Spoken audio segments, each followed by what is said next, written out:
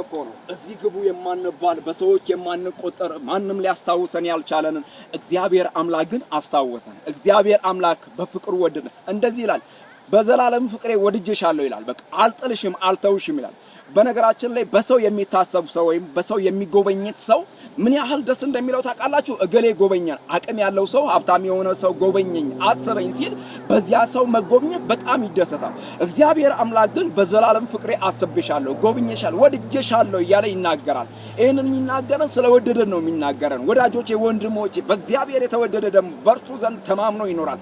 ማንም በዘመኑ ምንም ሊያደርገው አይችልም። ምክንያቱም የተወደደው በእግዚአብሔር ነው፣ የተመካው በእግዚአብሔር ነው፣ የተማመነው በእግዚአብሔር ነው። የማምለጫ አለት የሆነው እግዚአብሔር ስለሆነ እግዚአብሔር በረዳው እግዚአብሔር ባገዘው በተወደደው በአምላኩ ተደግፎ ይናል። ምን እንደሚል ታውቃላችሁ?